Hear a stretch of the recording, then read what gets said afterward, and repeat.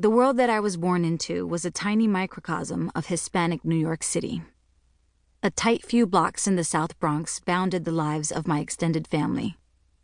My grandmother, matriarch of the tribe, and her second husband, Gallego, her daughters and sons. My playmates were my cousins. We spoke Spanish at home, and many in my family spoke virtually no English. My parents had both come to New York from Puerto Rico in 1944. My mother, Celina Baez, in the Women's Army Corps. My father, Juan Luis Sotomayor, with his family in search of work as part of a huge migration from the island, driven by economic hardship. My brother, now Juan Luis Sotomayor Jr., MD, but to me forever Jr., was born 3 years after I was.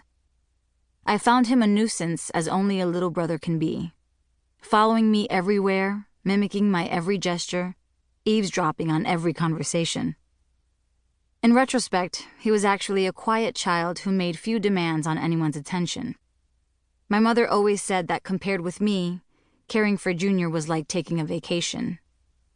Once, when he was still tiny and I wasn't much bigger, my exasperation with him inspired me to lead him into the hallway outside the apartment and shut the door.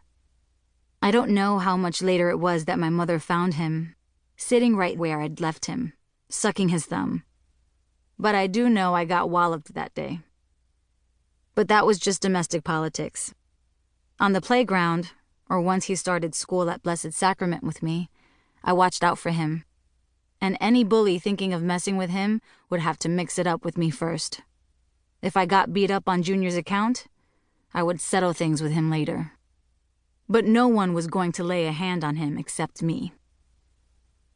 Around the time that Junior was born, we moved to a newly constructed public housing project in Soundview, just a 10-minute drive from our old neighborhood. The Bronxdale houses sprawled over 3 large city blocks, 28 buildings, each 7 stories tall, with 8 apartments to a floor. My mother saw the projects as a safer, cleaner, brighter alternative to the decaying tenement where we had lived. My grandmother Abuelita, however, saw this move as a venture into far and alien territory. El Jurutungo Viejo for all practical purposes. My mother should never have made us move, she said, because in the old neighborhood there was life on the streets and family nearby. In the projects we were isolated. I knew well enough that we were isolated, but that condition had more to do with my father's drinking and the shame attached to it. It constrained our lives as far back as my memory reaches. We almost never had visitors. My cousins never spent the night at our home as I did at theirs. Even Anna, my mother's best friend, never came over, though she lived in the projects too, in the building kitty corner from ours, and took care of my brother Junior and me after school. We always went to her place, never the other way around. The only exception to this rule was Alfred. Alfred was my first cousin, the son of my mother's sister, Titi Aurora. And just as Titi Aurora was much older than Mami, and more of a mother to her than a sister, Alfred, being 16 years older than I, acted more as an uncle to me than a cousin. Sometimes my father would ask Alfred to bring him a bottle from the liquor store. We counted on Alfred a lot, in part because my father avoided driving. This annoyed me, as it clearly contributed to our isolation. And what's the point of having a car if you never drive it? I didn't understand until I was older that his drinking was probably the reason. My father would cook dinner when he got home from work.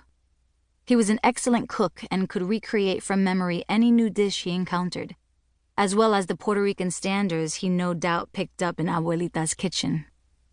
I loved every dish he made without exception, even his liver and onions, which Junior hated and shoveled over to me when Papi's back was turned. But as soon as dinner was over, the dishes still piled in the sink, he would shut himself in the bedroom. We wouldn't see him again until he came out to tell us to get ready for bed. It was just Junior and I every night, doing homework and not much else. Junior wasn't much of a conversationalist yet. Eventually, we got a television, which helped to fill the silence. My mother's way of coping was to avoid being at home with my father, She worked the night shift as a practical nurse at Prospect Hospital, and often on weekends, too. When she wasn't working, she would drop us off at Abuelita's, or sometimes at her sister Aurora's apartment, and then disappear for hours with another of my aunts. Even though my mother and I shared the same bed every night, Junior slept in the other room with Papi. She might as well have been a log, lying there with her back to me. My father's neglect made me sad, but I intuitively understood that he could not help himself. My mother's neglect made me angry at her. She was beautiful, always elegantly dressed, seemingly strong and decisive. She was the one who moved us to the projects. Unlike my aunts, she chose to work. She was the one who insisted we go to Catholic school. Unfairly, perhaps, I expected more from her.